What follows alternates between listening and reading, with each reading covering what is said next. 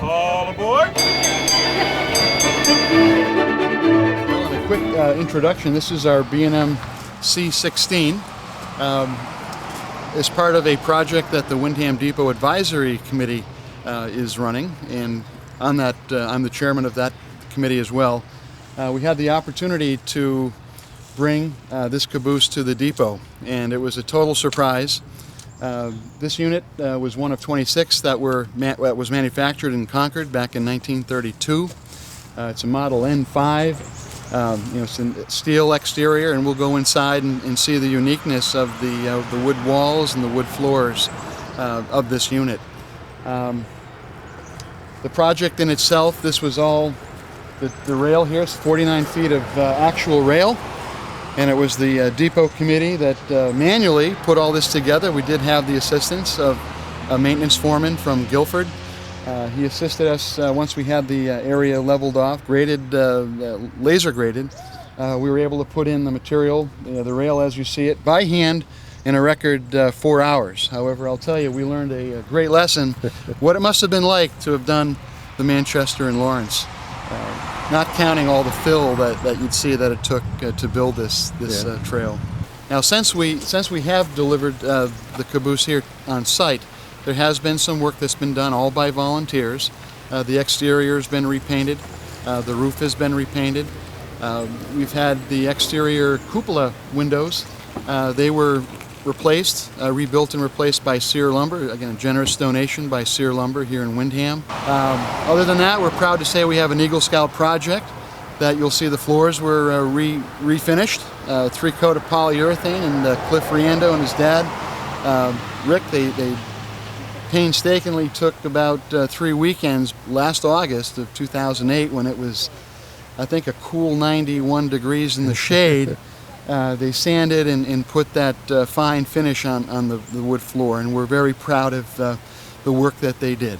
That's the work that we've done so far. As you see, little much else to do. On the unit, we open it up at least once a weekend. We'll have volunteers that'll sit and open it up, and the public's welcome to be in. And if they see any of the guys from the Windham Rail Trail Alliance or from the Windham Depot Committee, we're always welcome to open up the unit. We got folks that live in the neighborhood, and if we see a group of people, we'll open it up and bring them in. And it's interesting that how many people have never been in a caboose, or with this generation are not familiar with a caboose, because today, of course, you don't see cabooses on trains anymore. So we're proud of this project, and again, this is a destination point for a lot of the train enthusiasts. They travel from all over New England to see the units that are still on display, and this is one of them. And we're proud to have this tied into the trail. And one of the reasons why we support strongly and look forward to the connection to dairy. Okay, as an introduction to our C16 caboose, the previous owner had used this unit as an office for about 20 years, so he did some upgrades that you normally would not see. However, this is pretty much 90% original configuration, as this would have been used throughout its lifetime. The bunks, lower bunks, they are original. The bunk here has been retrofitted. There used to be a bunk on this side as well, that's not here. But this is where you find your bunks. You have 4 storage sheds, closets. We keep all our maintenance material in here, and then more closet material underneath the cupola. One of the highlights as well is the ice chest. This is a real ice chest. So ice would have been put in there, and that's how they would have kept their food fresh. And as well, highlight is the cupola.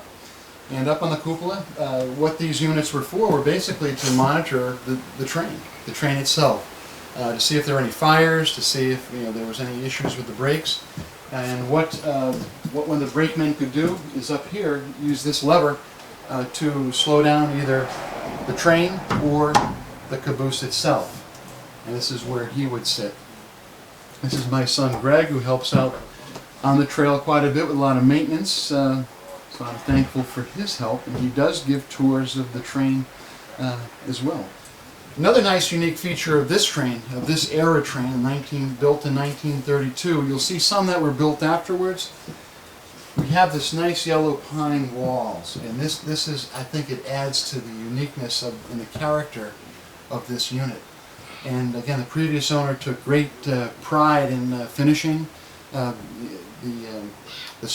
walls, and it just comes out really nice. Looks very, very nice. And down on this end, we have the original potbelly stove. As I said earlier, when we acquired this, there was a kerosene heater that was retrofitted in the 1950s, but we were fortunate to have the connections to bring back an original B&M potbelly stove that would have been put in this unit. Both coal and a wood fired unit. Again, another bunk, more storage underneath. A little area, again, the conductor would sit here and do his business, would handle all the freight business that the train would carry forward. So this was his little desk.